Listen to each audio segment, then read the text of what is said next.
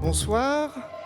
Alors effectivement, on est ensemble une petite heure pour parler d'effets spéciaux à la française autour de la série La Famille Rose.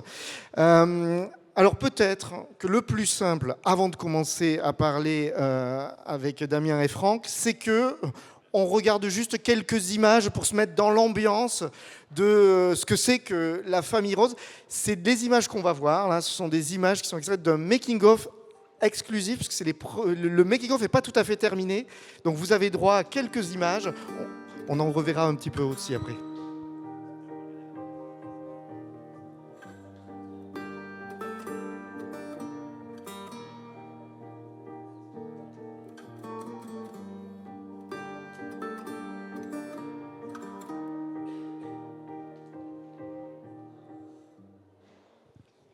Voilà, donc ça c'était pour vous mettre un appétit. Un appétit. On verra tout à l'heure, puisque Franck et Damien ont... Et Daniel, j'ai dit Damien tout à l'heure? Excuse-moi, Daniel. Je me suis tellement répété Weimer que du coup je me plante et je dis Damien. On vous remontrera des extraits de ce making-of un peu plus long tout à l'heure. Donc La Famille Rose, en quelques mots peut-être. Donc série créée par Tigrane Rosine, réalisée par Enzo Croisier. Ils sont là dans la salle, donc voilà. Vous pouvez les applaudir. C'est une coproduction Black Sheep Nupilis, mais c'est là où c'est intéressant, c'est que vous, studio d'effets spéciaux, vous êtes dans la production de cette série. Alors est-ce que vous pouvez nous raconter à quel moment vous arrivez dans cette aventure et pour quelles raisons peut-être pour vous c'était important d'être dans la production de la série? Alors déjà, merci à tout le monde d'être venu. Alors c'est vrai que c'est assez particulier, c'est quelque chose qu'on avait déjà fait sur des plus petits projets. Et c'est vrai que c'est la première fois qu'on s'est dit allez, allons-y pour un projet de cette envergure. Alors on est venu nous chercher, on a pu lire le scénario, le découper. Et vous découpez les scénarios. Voilà, on découpe. Donc découper un scénario, ça veut dire aller chercher les petits morceaux qui nous intéressent, qui nous concernent. Et on s'est rendu compte qu'il y avait quand même pas mal de choses à faire.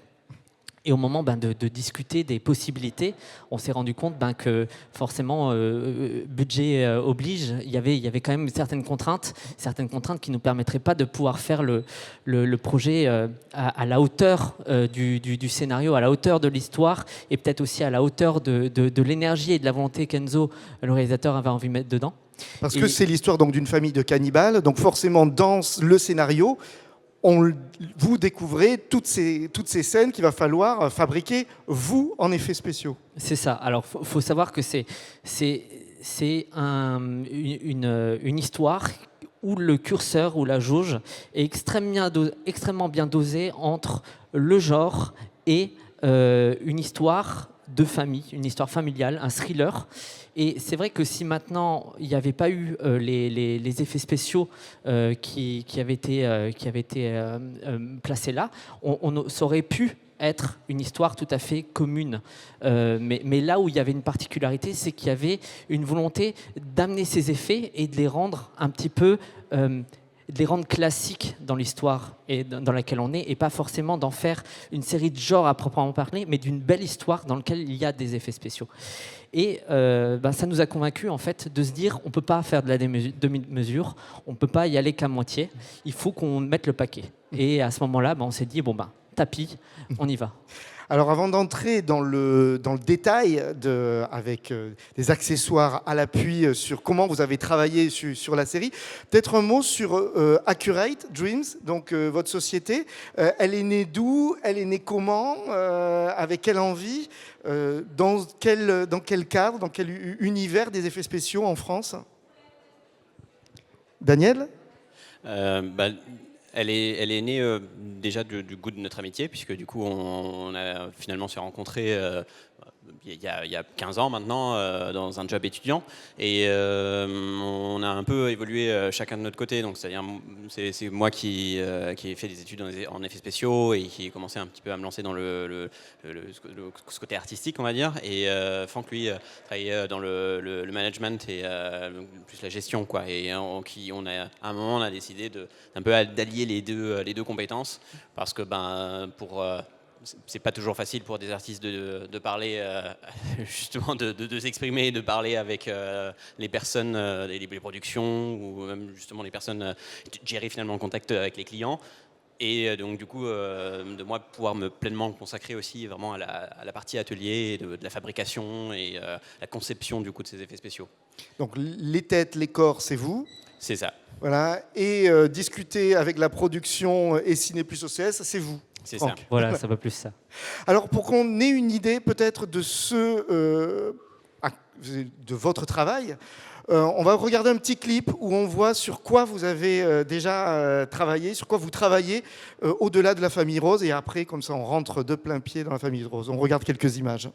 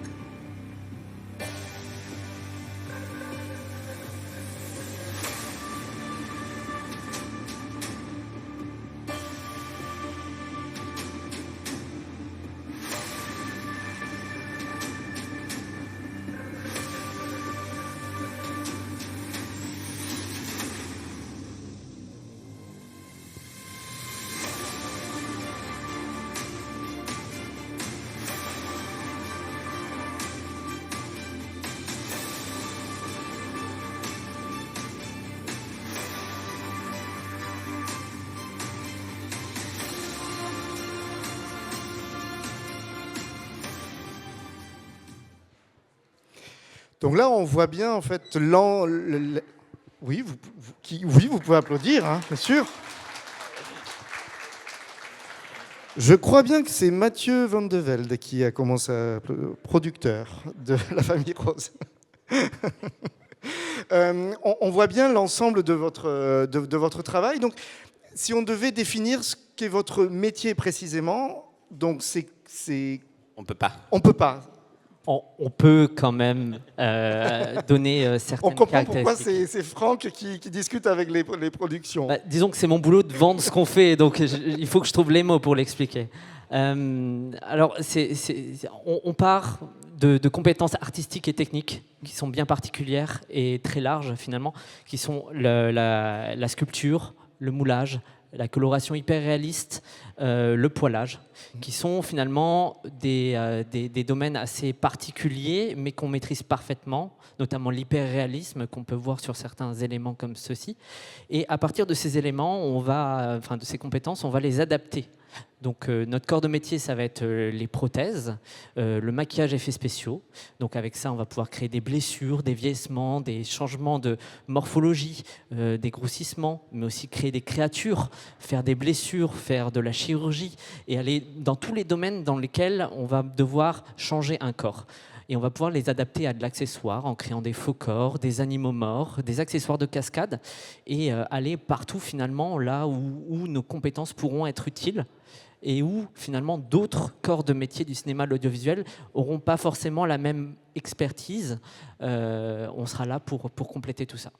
Alors on pense effets spéciaux et on pense genre, on pense gore, mais en fait vous ne travaillez pas que sur le sanguinolent et les découpages de tête.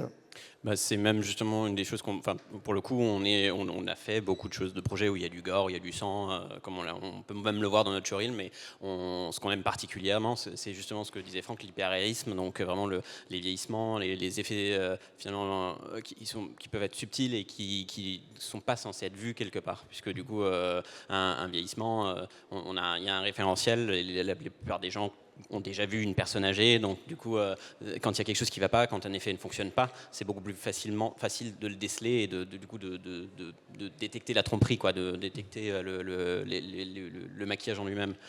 Et donc c'est vraiment le but étant vraiment de créer quelque chose qui va tromper totalement le spectateur. Et donc vous, votre travail, et par exemple sur La Famille Rose, c'est autant travailler donc sur du silicone que vous allez coller sur la peau des comédiens que du maquillage. Ça peut être aussi juste du maquillage sur la peau?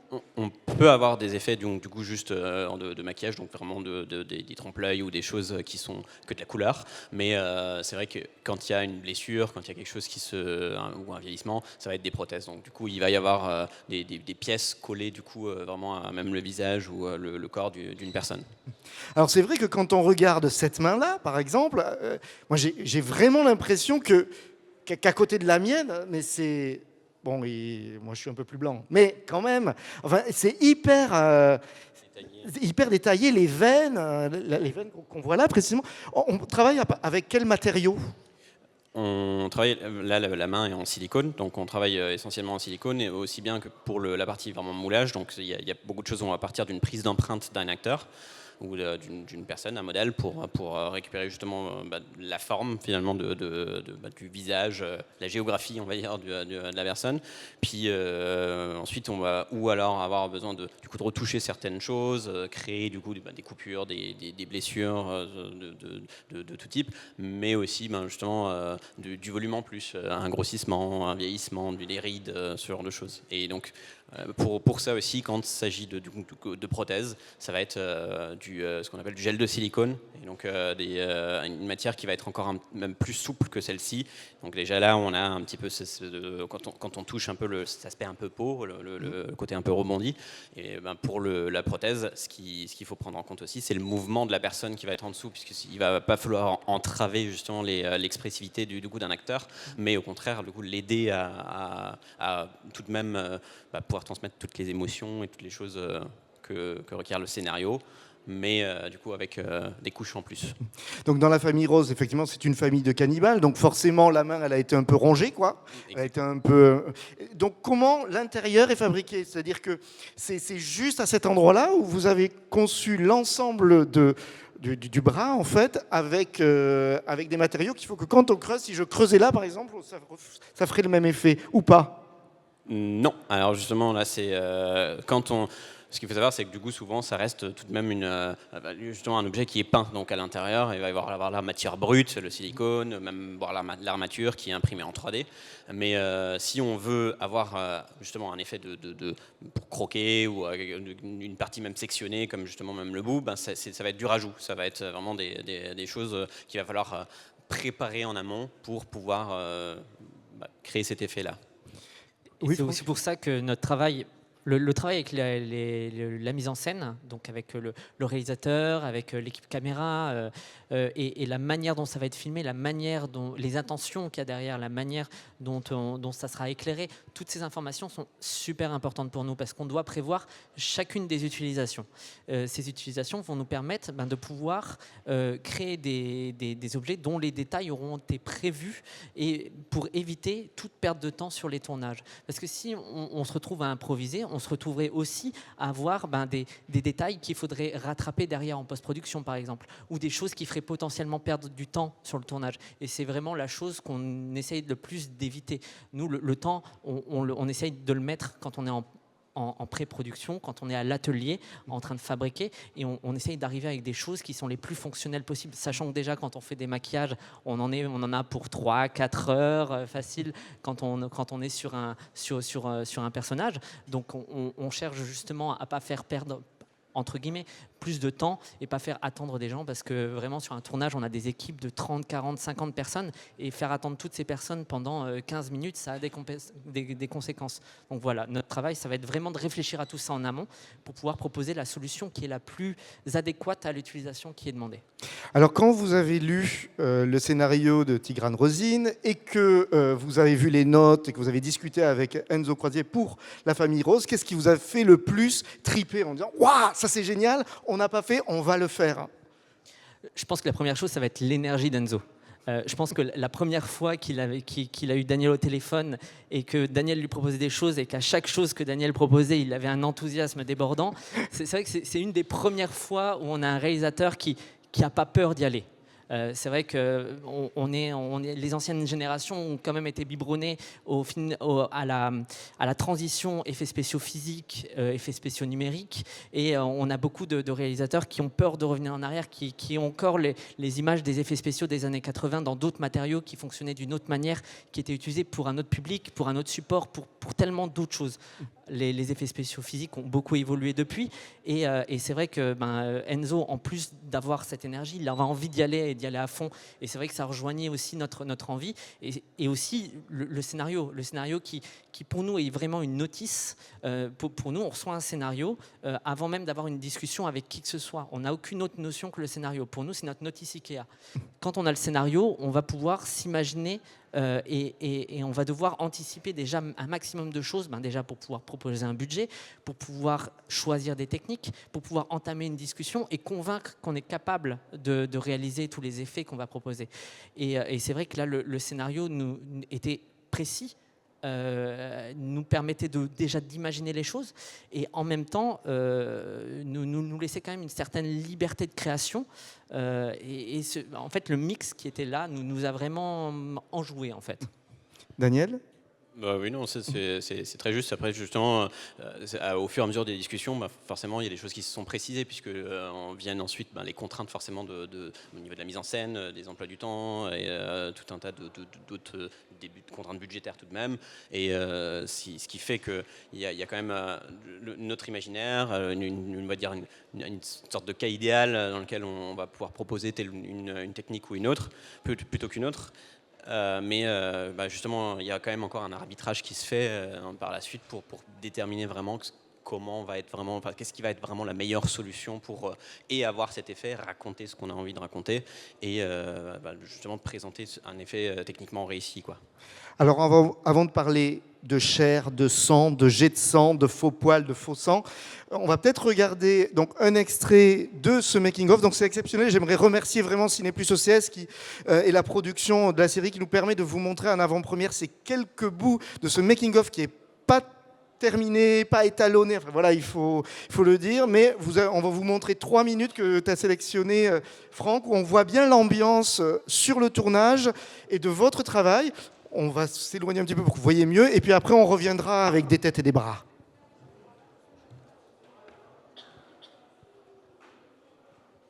Ça crée une ambiance et un setup qui nous amène dans des zones un petit peu à la Dexter ou à la Fargo, où on est dans le mélange des genres, et on crée à la fois de l'émotion et en même temps du suspense et en même temps des vrais moments de payant de joie. Il n'y a pas de violence en fait gratuite, tout est justifié. Après, c'est de dire visuellement, on assume le fait qu'on voit les choses. On assume le fait que quand il y aura repas, il y aura repas. Voilà. Donc, et ça fait partie, encore une fois, je pense, justement, de l'attrait. C'est-à-dire que ça, d'habitude, on le cache, et cette fois-ci, on va le voir.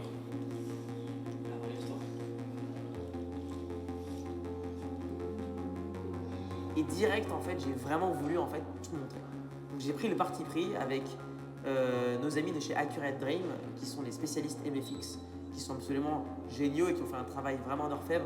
C'est de prendre le parti pris de tout montrer, en fait, dès le début. En tout cas, on a le masticage, ça on l'a. Moi, par contre, il me manque vraiment des jets de sang. Et en tout montrant, on allait du coup dédramatiser, on va dire, et vraiment casser le mythe de « oh là là, c'est dégueulasse, c'est horrible, etc. » Parce qu'en fait, c'est une normalité pour la famille Rose. de vivre dans ce genre d'ambiance. C'est une normalité de voir du sang, de voir des mains coupées, des crânes explosés. Ils ont l'habitude de voir ça depuis des années. Les enfants, ils ont aussi l'habitude de voir ça. Du coup, il fallait qu'on puisse tout montrer. Et en même temps aussi, c'est une série de genre. Et qui dit série de genre, dit on a envie de tout montrer, quoi. Mais pas gratuitement forcément, juste de montrer ce qu'il y a à montrer. Du coup, il y a eu des corps qui ont été moulés sur des acteurs, de la taille jusqu'à la tête, aux mains pendues à l'envers pendant des heures. On lui a refait toute la pigmentation des poils, etc.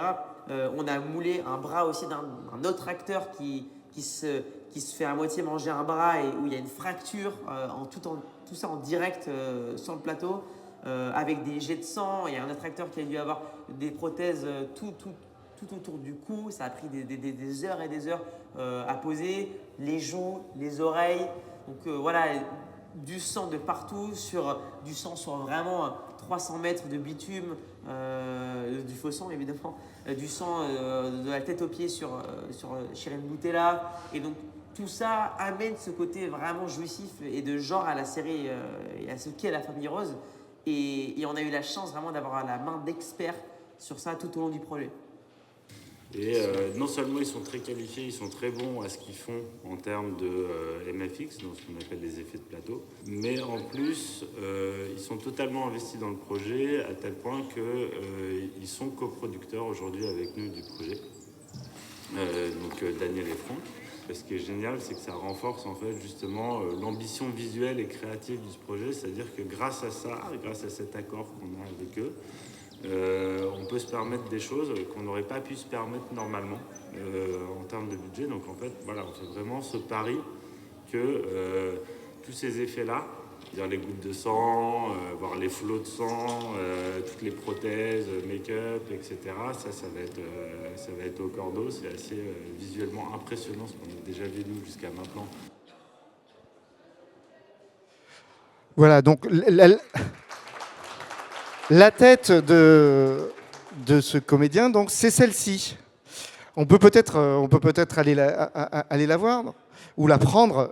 Alors lui, il a vécu quand même pas mal de choses. Il a eu aussi. Il a été en effet, vous pouvez le voir, hein, c'est la scène d'introduction de la série. Donc quand vous irez demain voir la série, demain matin, ouais, il faut la voir, elle est géniale. vous pourrez donc voir ce corps pendu. Voilà. Comme ça, et donc pour lequel on a reconstitué finalement, on a fait le moulage donc de l'acteur pour pouvoir le pendre par les pieds, parce qu'on n'a pas le droit de pendre un vrai acteur par les pieds. On a demandé, on a demandé, on n'avait pas le droit. Donc ça a été évoqué. Ça a été évoqué. C'est moins cher, mais c'est un peu dangereux. Parce qu'Enzo, il l'aurait accroché trop longtemps pour le tournage. En fait. Ouais, le sang a tendance à s'accumuler à cause de la gravité dans le cerveau, et c'est pas très bon. C'est pas très bon. Voilà. Et donc pour cet effet, on devait faire en sorte qu'il puisse être pendu par les pieds, qu'il ne se retourne pas et qu'il puisse être vidé de son sang à coups de couteau, et on vous en dit pas plus parce que vous pourrez et ensuite découper. Voilà. Mais alors comment les comédiens réagissent quand ils voient leur tête comme ça? Alors on n'a pas eu, il me semble que l'acteur lui-même n'a pas vu sa tête, donc on n'a pas eu une interaction directe avec lui, mais par contre on a eu justement qui joue la petite Lou. La fille du coup de La Famille Rose, elle connaît très bien, c'est un ami de la famille justement l'acteur, et donc elle l'a vu, et il y a eu un petit moment où on lui a montré, on lui a un peu présenté justement du coup le corps histoire de pas trop l'effrayer tout de même, et ils ont pu confirmer le décès quoi. Alors, ce qu'on voyait bien là dans cet extrait de Making of, c'est que donc il y a effectivement ce corps pendu, donc effectivement il faut le reconstituer complètement parce que la scène oblige à avoir un corps totalement reconstitué. Mais il y a cette autre scène où on voit le personnage qui mange littéralement le corps. Et là, c'est un vrai comédien. Tout à fait. Alors, on ne pourra pas vous expliquer le contexte, il faudra aller voir la série, bien sûr. Mais effectivement, ça, par exemple, ça a été une question qu'on s'est posée, et c'est un arbitrage de mise en scène qui a choisi la technique qui a été utilisée. Là, il fallait que l'acteur puisse finalement donner vie, parce que la scène était relativement longue, on ne pouvait pas avoir quelque chose d'immobile, on ne pouvait pas utiliser un faux corps. Ça aurait été plus simple, dans le sens où avoir une personne dans laquelle on peut croquer, dans laquelle on peut aller arracher des choses, c'est plus facile de le faire sur un accessoire, parce qu'on est limité avec une prothèse, on va rajouter une fine couche, mais on ne peut pas ajouter un tour de cou qui va faire 10 cm pour pouvoir aller piocher dedans. Donc il a fallu trouver le bon compromis dans l'épaisseur de cette prothèse, dans cette morsure, pour faire en sorte qu'on puisse avoir un effet de gorge arrachée en direct avec les dents. Donc c'est un des effets les plus, je pense, qui sera les plus appréciés par les personnes friandes de genre dans la série. Et dans le making-of, il y a Enzo qui dit « La mâche, on l'a bien ». C'est-à-dire, qu'est-ce qu'elle mâche ? Du silicone ? C'est des morceaux du goût de gel de silicone. Le silicone reste... Faut pas l'avaler, évidemment, mais on peut le mettre en bouche. C'est un produit qui safe au contact de la peau. Il n'y a pas de souci.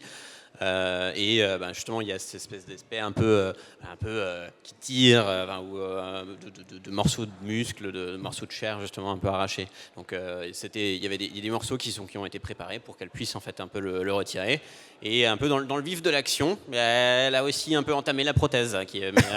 Ça c'était encore un autre sujet. mais alors ça fait quoi ? C'est comme un chewing-gum en fait pour le comédien. Oui, le gel de silicone c'est vraiment très souple. C'est vraiment comme une sorte de gel contenu entre deux couches de baldiès, donc une sorte de plastique qui encapsule la prothèse. Oui, donc faut s'imaginer comme ça, comme un gros chewing-gum. Oui. Et les jets de sang, puisque du coup elle mâche, mais il y a du sang aussi. Tout est orchestré. Elle sait à quel endroit il faut qu'elle mâche justement pour qu'il y ait le jet. Comment ça se passe ? Disons que justement, là, c'est un de ces cas de figure où il a fallu vraiment bien déterminer où est-ce qu'est la blessure, déjà dans un premier temps, mais ensuite aussi justement la technique employée. Donc, comme Franck l'a dit, on n'est pas parti sur un faux corps, sur un dummy, sur lequel du coup on allait pouvoir enlever des morceaux, mais sur un acteur, puisqu'il fallait quand même encore qu'on voit un peu la lumière qui s'éteint, quoi, et qui puisse jouer, crier, avoir ces fameuses émotions, quoi. Et puis ensuite la prothèse en fait est vraiment prévue de manière à ce qu'il y ait une irrigation tout de même, donc qui va apporter un apport en sang et du coup des giclures plus ou moins importantes en fonction des demandes. Et comment on fabrique justement du bon sang pour une série ou un film ? Alors, on commence par faire un casting sang avec le réalisateur. Donc on vient le voir avec différentes textures, différentes couleurs, différentes épaisseurs, pour définir un petit peu la vision artistique. Nous, on est très critique en général sur les séries et les films sur lesquels il y a du sang. C'est vrai qu'en France, on a tendance à utiliser toujours le même sang qui n'est pas forcément... c'est de la grenadine. Voilà. Disons que nous, on a choisi un peu notre Chanel du sang, et on en a une marque favorite. C'est-à-dire, on connaît tous le côté fabrication maison à base de sirop, colorant et ce genre de choses, mais on se retrouve souvent aussi avec un produit du coup qui tâche, qui du coup est pas très costume friendly, et donc ça peut poser problème avec les autres départements aussi, des petits litiges. Donc, mais là, la marque en fait qu'on utilise est vraiment, ça se lave très bien. Il n'y a pas de problème de taches même sur la peau, ce genre de choses. Il se met en bouche. Et il se met en bouche, exactement. Et on a vraiment des consistances et des couleurs différentes. On va vraiment avoir du détail dans la mesure où on aura vraiment par exemple du sang artériel et du sang veineux. Donc vraiment des différences, des nuances au niveau des couleurs pour plus ou moins oxydé ou plus ou moins vieux. Donc vraiment aller dans une recherche du réalisme aussi. Oui. Même à ce niveau. Et plus ou moins épais parce que c'est vrai que si maintenant on a une scène qui dure un certain temps, il faut pas faut que le sang soit toujours au même endroit une fois qu'on reprend la scène. Voilà, c'est des choses auxquelles aussi on doit réfléchir. Voilà, on a des sangs aussi séchés, en fonction des besoins. Voilà, c'est aussi un travail qui fait partie du savoir du corps humain qu'on essaye d'utiliser et de mettre au bon moment, à bon escient pour servir la série. Alors, on voyait tout à l'heure le bus camping-car avec ce corps qui va être fauché, et donc il y a le sang sur la route. Donc il y a du sang vous mettez du faux sang sur la route. J'imagine que par rapport aussi au bitume, il faut le travailler d'une certaine manière pour que ça crée l'effet. Mais la question que je me posais, c'est qu'on parlait effectivement il y a une expo sur les années 90 juste à côté, sur le fait que dans les années 90, il y a eu l'explosion des effets spéciaux numériques petit à petit et qui sont venus remplacer les effets mécaniques. Là, vous avez un effet, donc c'est du sang que vous avez fabriqué sur le sol, mais est-ce que vous pouvez aussi travailler quand même avec le numérique pour ajuster des choses pour que justement peut-être qu'à l'écran, ce sang qui est sur le sol, il apparaisse de façon plus particulière? Alors, faut savoir que nous, dans notre travail, dans nos studios, on a la volonté de faire en sorte qu'il y ait le moins de travail numérique derrière notre travail pour le rattraper, entre guillemets.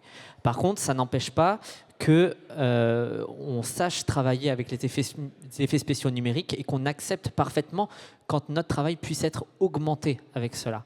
On s'est rendu compte au fur et à mesure des années, en tout cas les productions, les réalisateurs se sont rendus compte, et les studios d'effets spéciaux numériques aussi, que le meilleur compromis, c'est d'avoir une base de réel sur lequel ils peuvent venir compléter, améliorer certaines créations. Nous, on vient apporter une base sur laquelle on pourra avoir le regard des acteurs, un jeu, de la lumière. Et derrière, on peut avoir des choses qui peuvent être simplement éclairées un peu plus fort, une couleur un peu modifiée, un mouvement qui peut être ajusté, un clignement d'œil. Ou là, pour le sang, par exemple, un côté fraîchement étalé sur le sol, avec du coup un sang qui va s'étaler, voilà, qui apparaît, une couleur un peu plus vive. Parce que c'est vrai que pour ce sang, par exemple, le plus gros défi, c'était surtout la quantité.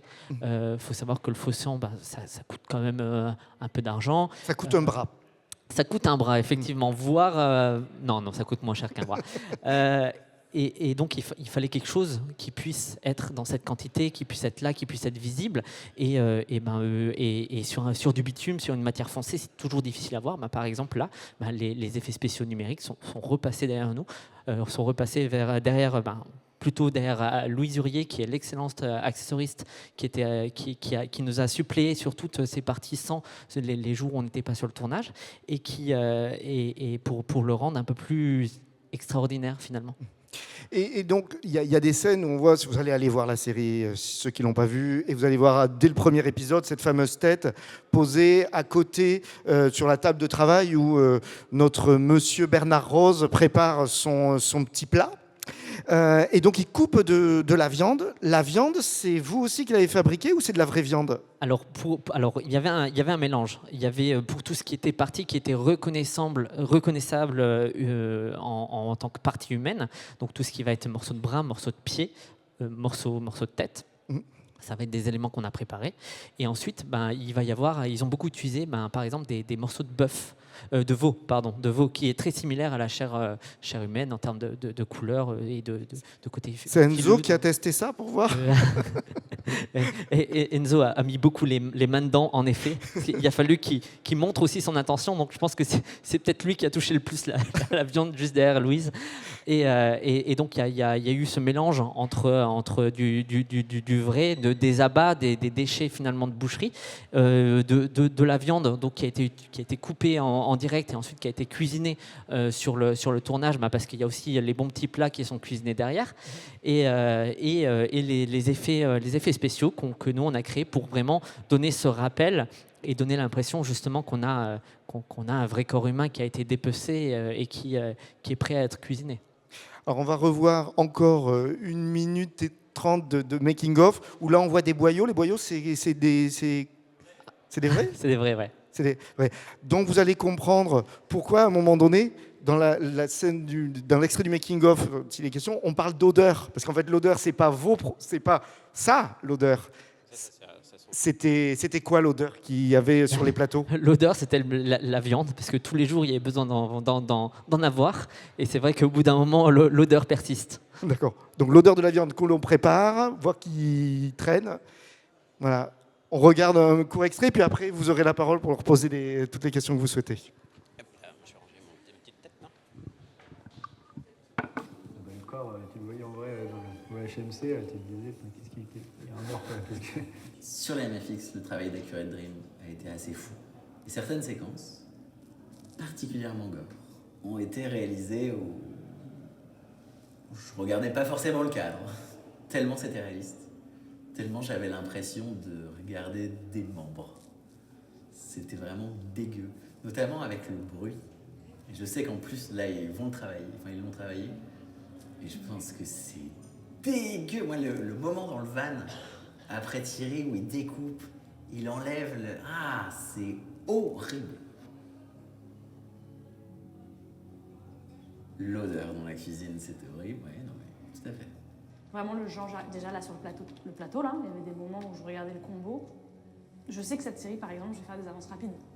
Je le sais, je vais regarder comme ça des trucs et tout. Je le sais parce que ça me dégoûte trop. J'étais hors des temps. Mais toi, écoute-moi bien, toi, tu vas regarder 20% de la série, toi. C'est simple, la meuf, elle va... Ah, je fais que lui montrer des rushs, la meuf, elle... La photo de tout à l'heure, là, tu étais en train de nettoyer les... Ah, il est tripes. Il pleut, là. Ah, mais c'est...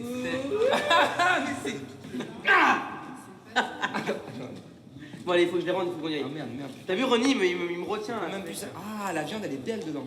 Parce que ça, c'est vrai que du coup, on sait que visuellement, c'est quelque chose qui sera impressionnant quand la série elle sera montée et que voilà, là sur cet aspect-là, on va vraiment s'en prendre plein la tronche, quoi.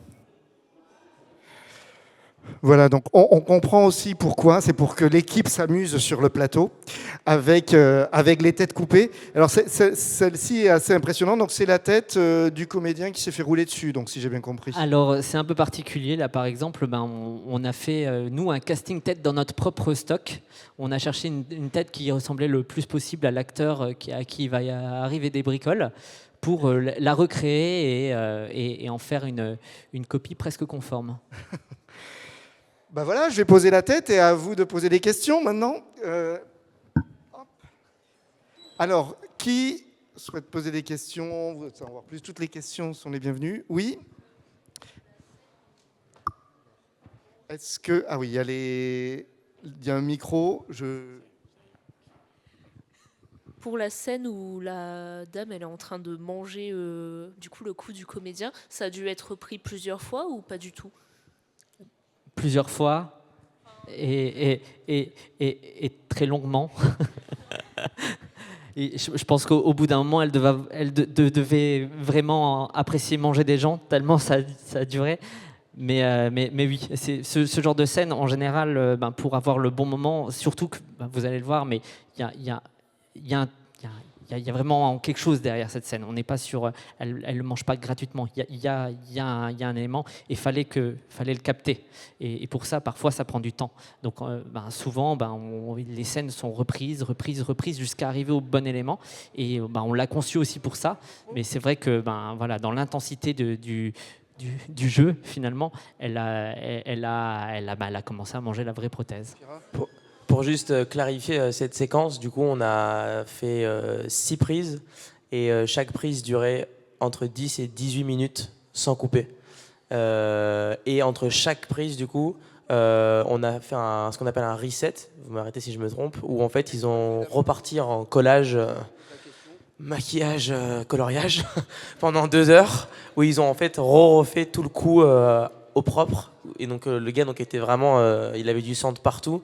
Et parmi les morceaux qu'elle a involontairement arrachés, ingérés aussi, on a rajouté avec Louise des protéines de viande ça répliquait de la viande, mais c'était des protéines. Protéines de soja. C'est ça, protéines de soja, ainsi que du sang qui était comestible. Je préfère le préciser, mais elle n'a pas du sang qui était très sucré. Et du coup, pendant 18 minutes, je ne coupais pas. Du coup, elle était dans le personnage. Et on a fait ça 5-6 fois. Voilà. Donc, grosso modo, elle mâchait du chewing-gum pendant toutes ces prises-là. Enfin, elle mâchouillait. C'était sucré, c'était très agréable. Oui. Oui, elle avalait vraiment. Ouais, c'est dingue. D'autres questions? Alors, il y a un micro qui va circuler, donc n'hésitez pas. Voilà, monsieur. Tout d'abord, bravo pour votre travail. Et je voulais vous demander quels conseils vous accorderiez aux make-up artistes qui veulent se lancer plus dans le VFX. La réponse classique, ça serait ne le faites pas. Maintenant, si vous avez vraiment envie de le faire, sachez que ça va être dur, ça va être long. La France n'est pas forcément le meilleur endroit pour le faire. Heureusement, il y a des gens comme Enzo et comme les producteurs qui nous ont accompagnés et Tigran qui a écrit cette série, mais il n'y en a pas beaucoup. Donc, ce qui fait qu'il n'y a pas non plus beaucoup de place. Donc, il faut faire ses preuves. Il faut se renseigner, il faut aller regarder ce que font les autres, notamment en Angleterre, aux États-Unis. Il faut essayer de en permanence essayer de s'améliorer. C'est vraiment un métier dans lequel... Beaucoup d'investissement personnel et vraiment essayer de répéter encore une fois, encore et encore les mêmes choses, parce que il y a beaucoup de détails, ça reste... coloriage était peut-être pas le bon mot, mais il y en a. Il y a de ça. Il y a de la peinture. Il y a du. Oui, non, voilà, mais il y a de la peinture. Il y a vraiment des détails à apporter. C'est de l'observation. C'est justement essayer de s'entraîner et essayer de faire un maximum de projets personnels aussi, un petit peu pour vraiment gagner en expérience et améliorer un petit peu les différentes, le vaste panel de compétences qu'il faut pour être un maquilleur effets spéciaux. Et surtout, tout prendre en photo. Toujours. Oui. Absolument toutes les étapes. Même si c'est moche, même si c'est nul, déjà, ça vous permettra de voir votre évolution. Ensuite, ça vous permettra, le jour où il y a un réalisateur qui vous demandera « Est-ce que vous l'avez déjà fait ?» Vous pourrez dire oui, c'était pas terminé, c'était pas parfait, mais je l'ai déjà fait. Et ça rassurera les gens qui vous feront appel à vous. Et enfin, ça vous permettra de contacter vos confrères et éventuellement leur demander des conseils. Parce que quand on nous contacte, nous, en tant que studio, quand on nous envoie des photos toutes belles, toutes retouchées, d'un maquillage tout fait, où il y a eu 12 couches de Photoshop, voire maintenant un petit peu de ChatGPT qui est passé dessus, on ne peut pas dire si vous travaillez bien ou pas. Nous, ce qu'on veut savoir, c'est comment vous avez fait votre moule. Est-ce que votre plan de travail était propre ? Comment vous avez fait vos textures ? À quel moment vous avez fait, comment vous avez effacé votre plan de joint ? Voilà, c'est des questions plutôt techniques, mais qui vont nous renseigner sur votre sérieux et sur votre manière de travailler, plus que sur le résultat. Parce que c'est un travail d'équipe. Les étapes sont importantes, justement, parce que toutes les étapes vont déterminer. Au final, on ne se rend pas bien compte aussi sur un film où il y a des effets spéciaux, des films où il y a des effets spéciaux, il n'y en a pas énormément, par exemple en France, et des films où il y a des effets spéciaux tout le temps, sur toute la durée d'un tournage, c'est encore plus rare. Donc ça fait que du coup nos interventions sont assez sporadiques finalement. On est là une fois de temps en temps sur une journée ou 2 ou 3, mais ça, même si c'est juste une journée isolée par-ci par-là, ça représentera quand même des fois des semaines, voire des mois de travail en amont. Et ce travail-là, on ne se rend pas bien compte, parce que justement, il y a beaucoup d'étapes, et toutes ces étapes sont importantes. On a tendance aussi à se focaliser uniquement sur les choses qui relèvent de l'esthétique. Donc du coup, on se dit, si on a une belle sculpture ou des jolies textures, ça va sceller le deal. Alors qu'un très bon moulage techniquement et un bon plan de joint qui va du coup vraiment nous donner la possibilité d'avoir un bon tirage, ça va être extrêmement important. Donc il y a vraiment c'est vraiment une petite pierre qui va apporter à l'édifice final et à chaque fois faire en sorte qu'on a le meilleur résultat qui soit. Parce que ce que vous me disiez en préparant la rencontre, c'est que grosso modo des studios comme le vôtre, on les compte sur le doigt d'une main en France, et vous n'êtes pas sur Paris, vous êtes basé sur Strasbourg, vous êtes le seul studio hors région parisienne. C'est ça. Donc en fait, c'est vrai qu'il n'y a pas énormément de studios. Après, effectivement, aujourd'hui, il y a des séries comme La Famille Rose, il n'y en a pas beaucoup, et c'est tant mieux pour La Famille Rose, parce qu'au moins, quand elle va arriver, les gens vont se dire « yes ». Mais je pense qu'il va y en avoir de plus en plus, et que souvent, en télévision et sur les plateformes, quand il y a quelque chose d'intéressant quelque part, on a envie de reproduire. Donc moi, je ne mets pas mon bras à couper, mais je me dis qu'il y aura besoin de vos savoir-faire. D'autres questions? Oui. Alors, tout devant.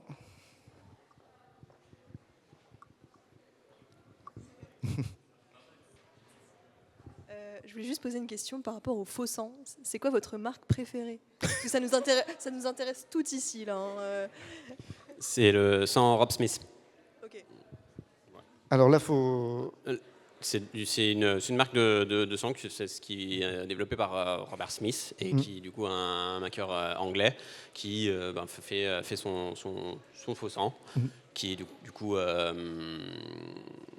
qu'on peut mettre en bouche, qui est alimentaire, donc en gros, et qui a justement toutes ces épaisseurs / couleurs différentes, et donc qui vraiment représente qui peut même faire des sangs custom si on a besoin de quelque chose de particulier, et c'est celui qu'on trouve fonctionne le mieux, et justement en termes de consistance et de couleur, mais aussi justement même d'adhérence sur les prothèses.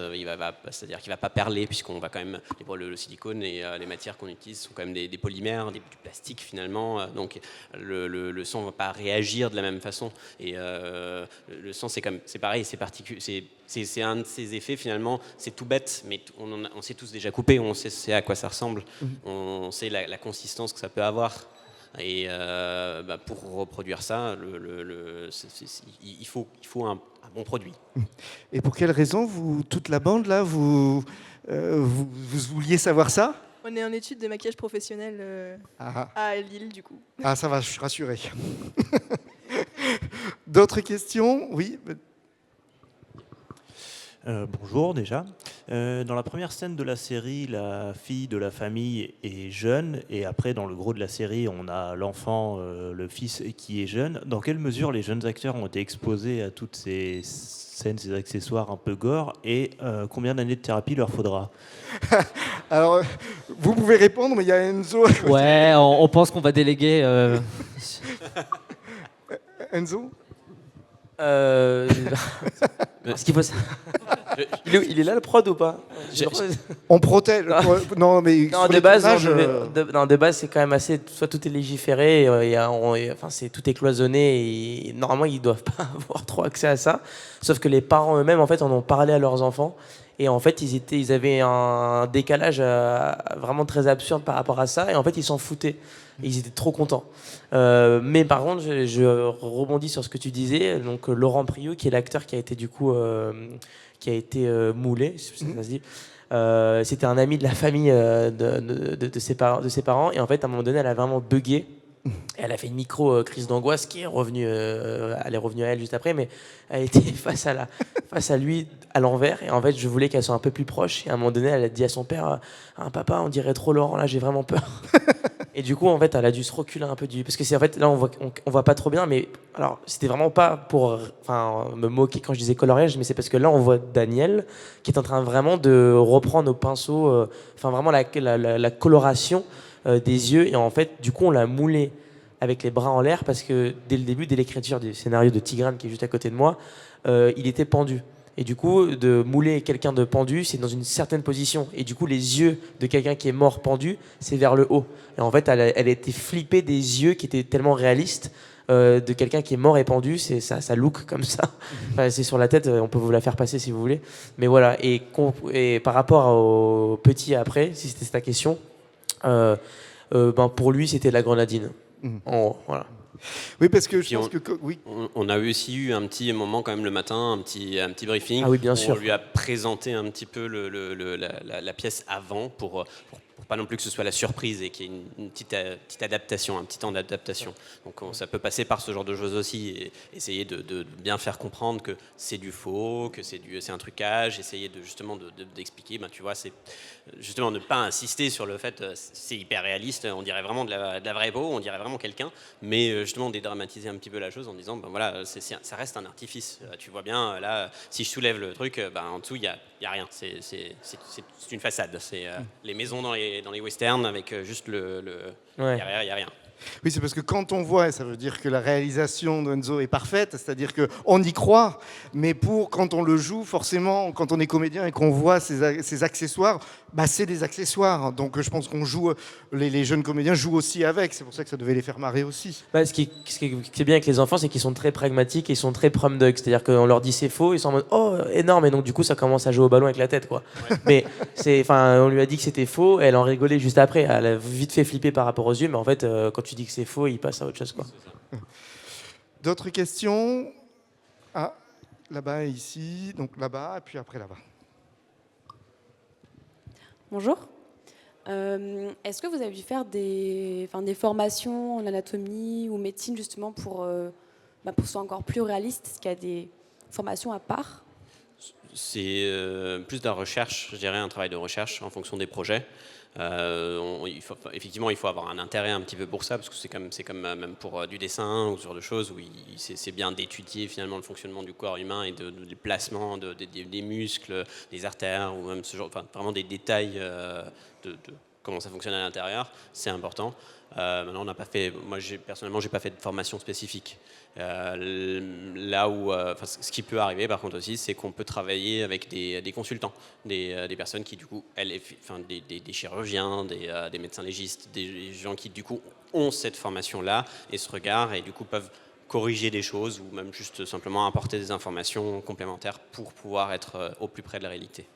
Les images de référence étant très importantes, c'est vrai que ça nous arrive assez régulièrement d'avoir à consulter des revues scientifiques, devoir consulter aussi, là récemment on vient de finir un film où on avait une opération chirurgicale, forcément on a dû rechercher la littérature de cette chirurgie pour essayer de comprendre pourquoi est-ce qu'ils faisaient d'une certaine manière, comment est-ce qu'ils ouvraient, qu'est-ce qu'ils prenaient, comment ils le refermaient, et comprendre réellement le pourquoi du comment de cette opération pour pouvoir la reproduire au maximum et pouvoir même peut-être entrer en contradiction avec la mise en scène et leur dire voilà ce qu'est la réalité. Maintenant, quelle est la part de licence artistique qu'on veut adopter? Parce qu'il ne faut pas oublier qu'on est dans un film et que parfois le grand public s'attachera plus facilement à la légende urbaine qu'à la réalité. Et on ne peut pas forcément toujours faire que ce qui est réel. Parfois, on est habitué à une certaine histoire autour d'un effet, autour d'un visuel, et il va falloir tout de même s'y habituer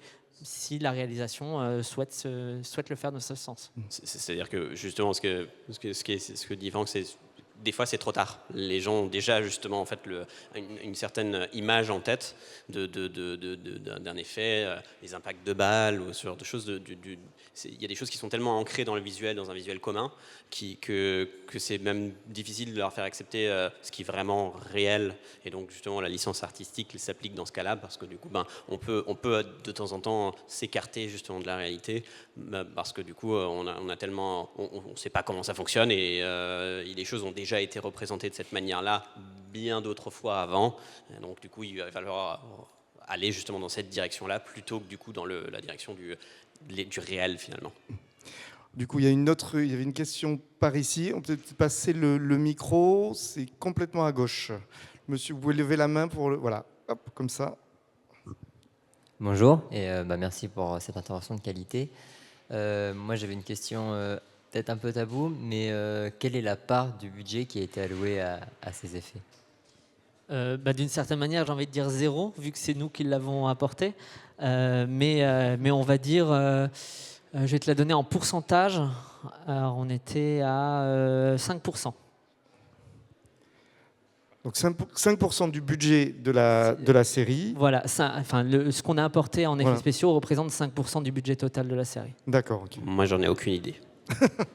Mais à la fois, Daniel, tu fabriques et Franck, il compte.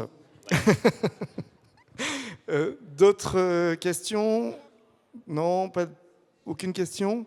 Moi, je me posais la question de comment toi, Daniel, tu as fait ce choix de travailler dans ce domaine-là? Qu'est-ce qui t'a poussé, à titre personnel, à aller dans ce domaine-là?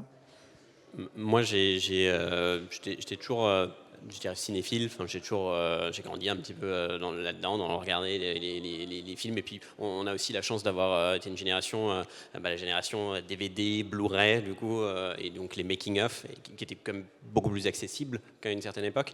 Et du coup, moi, mon rêve, ça a toujours été de travailler sur le Seigneur des Anneaux ou sur deux choses. Et donc, du coup, ce qui me passionnait, c'était vraiment l'envers du décor, la création du coup de ces effets, les gens qui enfilent des petits anneaux pour faire des codes de mailles à longueur de journée. Enfin, c'est ce genre de choses quoi, qui me passionnait. Et donc, tu as fait quelles études pour en arriver là, à être aujourd'hui sur La Famille Rose? J'étais à l'université d'abord, où je me suis ennuyé très fort. Et puis après, j'ai un peu remis en question mes choix. Et j'ai quand même intégré une formation du coup, en effets spéciaux. J'ai fait l'école Métamorphose, qui est à Strasbourg, et qui forme du coup, aux effets spéciaux. Et qui était à l'époque un peu la seule à avoir un cursus vraiment spécialisé là-dedans. Et puis j'ai fait un certain nombre de formations aussi en Angleterre, à l'étranger, et auprès d'autres professionnels dans le domaine. Parce que les écoles, ça reste... en France, on n'a pas de certification, de diplôme d'État à proprement parler. Donc du coup, toutes les écoles sont des écoles privées. Et ça reste ce qu'on y apprend, on va dire, par rapport à ce qu'on fait, et ce qu'on est amené à faire, on gratte un peu la surface. Enfin, on n'est pas sur des choses très complètes encore. Donc c'est d'où là aussi ce qu'on disait avant, l'investissement personnel, essayer d'être curieux et vraiment faire par soi-même.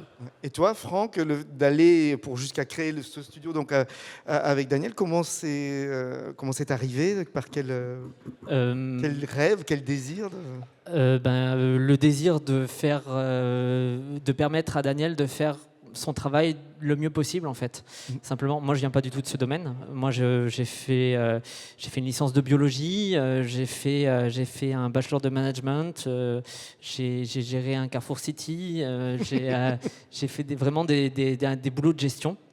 Et dans lesquels je me suis ennuyé très très fort aussi, non seulement parce que le boulot n'était pas forcément intéressant, mais parce que la manière dont on me demandait de le faire ne m'intéressait pas, notamment exploiter les gens et faire en sorte qu'ils soient le plus épuisés possible pour qu'ils ne restent pas trop longtemps et qu'on puisse les changer avec quelqu'un qui continuera à le faire très très fort en se plaignant pas trop. Et un jour, Daniel m'a dit moi j'en ai marre. Moi j'en avais marre aussi, ça tombait bien, et du coup on a décidé de créer Accurate Dream. Ça fait 10 ans maintenant, et le but depuis le début, on s'était dit voilà, Accurate Dream, le but c'était de faire le travail le plus précis possible pour réaliser le rêve des réalisateurs. Parce que ça part finalement d'idées du coup d'auteurs, de réalisateurs, mais souvent c'est pas nécessairement les personnes qui ont, ils ont un imaginaire, ils ont des choses en tête, mais après il faut les amener dans la réalité quoi. Et donc le fait d'essayer de transformer un peu ça le plus précisément possible. Et donc une dernière question, oui.